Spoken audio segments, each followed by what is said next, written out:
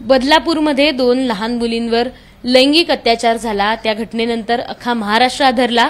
आपलं मूल शाळेत सुरक्षित आहेत का किंवा मुलांना शाळेत पाठवताना आता पालकांना धास्ती बसली आहे.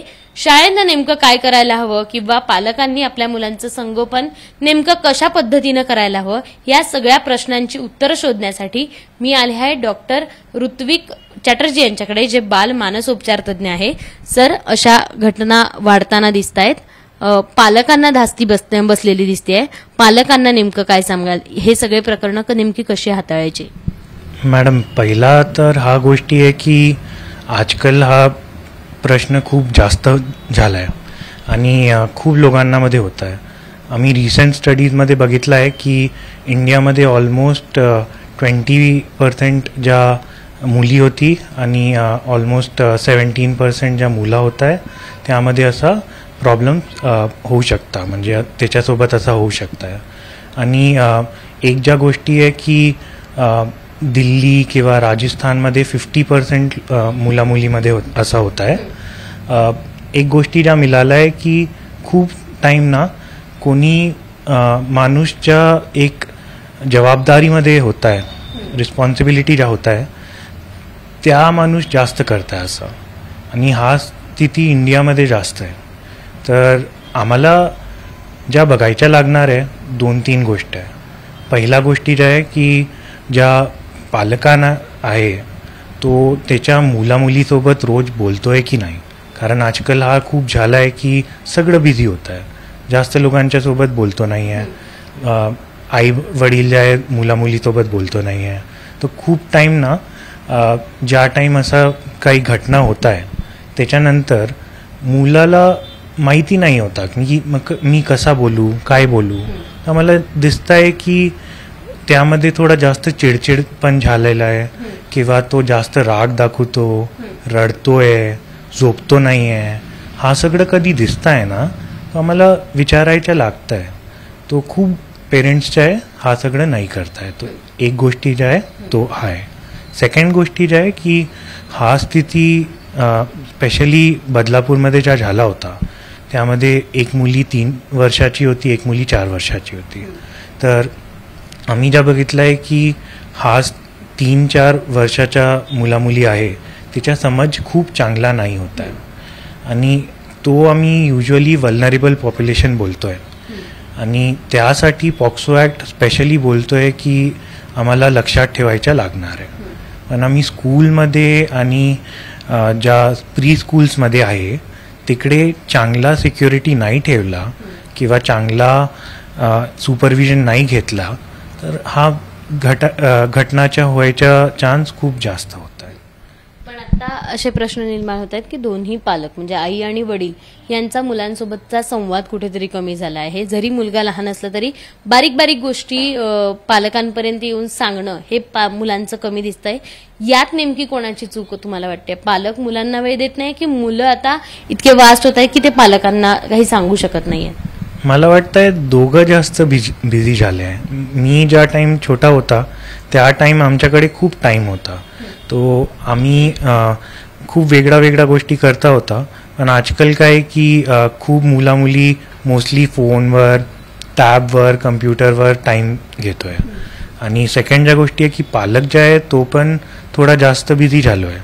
तर असं होत आहे की तो पूर्ण दिवस बिझी राहतं, घरीमध्ये येतात, त्यांना पण थोडा फ्री टाईम पाहिजे, आणि त्या टाईममध्ये काय करताय की युजली तो पण काही बघतोय.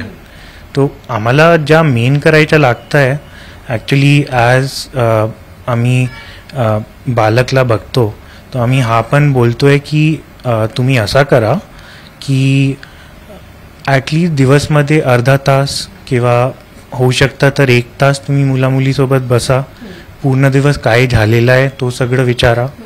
आणि मी बघितलं आहे ना की कोणी पेरेंट खूप जास्त चांगला बोलतोय त्याच्या मुलामुलीसोबत, तर असा काही घटना होता ना इमिडिएटली कळताय की प्रॉब्लेम झालेला आहे.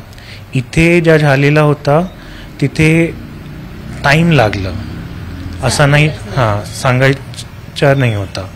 तो खूप मुलामुली जे आहे तो बरोबर सांगतो नाही आहे, आणि आम्ही बघता नाही आहे तर आम्हाला नाही दिसणार आहे. आम्ही पूर्ण टाईम बोलतोय की तुम्ही बघणार नाही आहे, तुम्हाला काहीच नाही दिसणार आहे, काही पण होऊ शकते आणि तुम्ही बाकी सगळ्यांना बोलू शकते की तुम्ही आता केलं आहे किंवा तुमच्या चूक आहे, पण तुम्ही तुमच्या मुलामुलीवर बरोबर लक्षात नाही ठेवतोय तर तुम्हाला कळणार नाही आहे.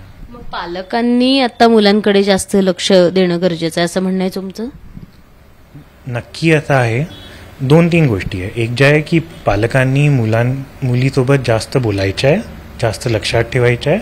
नंबर 2, ज्या वॉर्निंग साईन्स होत आहे, जसा तो जास्त चिडचिड झालो आहे किंवा जास्त रडतोय, जास्त राग येतात, झोपतो नाही आहे, बेड वेटिंग होतोय, हा सगळंच्या लक्षात ठेवायचं आहे. थर्ड ज्या गोष्टी आहे, पालक जे आहे तो स्कूलमध्ये सिक्युरिटी नाही विचारणार आहे तर कसं चालेल. स्कूलच्या पण रिस्पॉन्सिबिलिटी होता, प्री स्कूलच्या पण रिस्पॉन्सिबिलिटी होत आहे, बट पालकच्या रिस्पॉन्सिबिलिटी होत आहे की ज्या स्कूलमध्ये तो पाठवलं आहे तिथे ॲटलिस्ट काहीतरी सेफ्टी मेजर्स व्हायला पाहिजे. तुम्ही विचारला नाही तर कसा होईल. कारण तिन्ही जर घटना आपण पुण्यातली बघितली आणि बदलापूरच्या दोन्ही शाळेच्या परिसरातच झालेल्या घटना आहे, त्यामुळे मुलं शाळेत पण सुरक्षित नाही आहेत. हा सगळा महत्वाचा मुद्दा समोर आला आहे ह्या सगळ्यातनं. आपण आत्ता बघितलं तर अनेक शाळा ह्याची जबाबदारी झटकताना दिसतात. आमच्या शाळेत सगळं आहे, आधी सांगतात की आमच्या शाळेत सगळी सिक्युरिटी आहे, सीसीटीव्ही आहे, मात्र दोन्ही शाळांमध्ये सीसीटीव्ही आपल्याला बघायला मिळालं नाही. सो शाळांनी याची जबाबदारी कशी घ्यायला हवी मुलांसाठीची? ह्यामध्ये ॲक्च्युली ज्या जबाबदारी आहे शाळेच्या, तुम्ही सीसीटीव्ही नाही घेतलोय, त्यासोबत तुम्ही काही सिक्युरिटी नाही घेतोय तर प्रॉब्लेम होत आहे. आणि स्कूलच्या ज्या टीचर्स आहे तो मुलीसोबत बोलणार नाही आहे तर त्यांना पण नाही कळत आहे की काही प्रॉब्लेम झालेला आहे. आणि असं युजली होत आहे की जसं मी बोलला की आम्ही पाहिलो आहे की खूप जास्त इंडियामध्ये जसा इन्सिडेंट होत आहे ना, ऑलमोस्ट मेजॉरिटीमध्ये कोणी माणूस होत आहे ज्या अथॉरिटीच्या पोझिशनमध्ये होत आहे. तो त्या टाईम आम्ही त्याच्यावर सुपरविजन नाही केलं आहे. म्हणजे माझ्याकडे कोणी स्कूल टीचर आहे, मला माहिती आहे की तो चांगला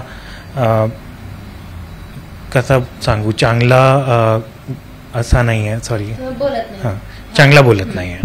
आणि तुम्हाला माहिती आहे की थोडासा बिहेवियर जे आहे तो काही वाईट वाटतं आहे आणि त्यांना तुम्ही बरोबर लक्षात नाही ठेवतोय, तो हाही चान्सेस आहे की असा होईल.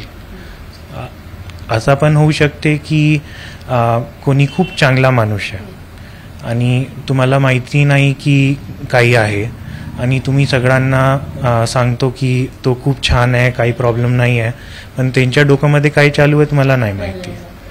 तर असं आहे की फक्त एक गोष्टी तुम्ही सुपरविजनसाठी नाही ठेवू शकते, तुम्हाला सीसीटीव्ही पण लागणार आहे, तुम्हाला 2-3 वेगळा लोक लागणार आहे ज्या जबाबदारी लई, आणि सिक्युरिटी चांगला राखणार आहे. आणि पॅरेंट्स जे आहे हा सगळं नाही विचारला तर स्कूल जे आहे तो पूर्ण टाईम सांगणार आहे आमच्याकडे सगळं आहे, सीसीटीव्ही आहे, सिक्युरिटी आहे, सगळं आहे, पण ऑन द सोर्स काय होत आहे फक्त स्कूलला माहिती आहे. तो इथे जास्त ज्या जबाबदारी आहे मला वाटतं आहे स्कूलच्या आहे.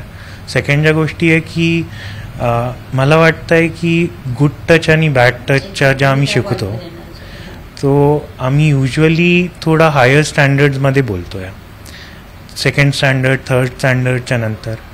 बट आता जसा चालू आहे मला वाटतं आहे तो इम्पॉर्टंट आहे की तो इवन आम्ही प्री स्कूल्समध्ये छोट्या मुलांना पण सांगू की गुड टच काय होत आहे, बॅड टच काय होत आहे. ॲटलिस्ट त्यांना काही बॅड टच झाला तो ॲटलिस्ट सांगू शकताय, कारण तुम्ही ट्रेन नाही केला तर कसं सांगणार आहे तो. म्हणजे आपण गेल्या अनेक पिढ्यांपासनं इतिहास भूगोल शिकतोय, यात आता सेक्शुअल एज्युकेशन आणि ह्या गुड टच बॅड टच या गोष्टी शिकवणं आता या परिस्थितीत तरी सगळ्यात जास्त महत्त्व दिसते. बरोबर. ॲक्च्युली सेक्शुअल एज्युकेशन नाही केला तो चालेल, पण पॉक्सो ॲक्टमध्ये हा सगळं कंडिशन्स टाकले होते आणि पॉक्सो ॲक्टमध्ये पण असा गुड टच आणि बॅड टच जे आहे तो ministry of women and children एम्पॉवरमेंटच्या आहे तिकडे आहे.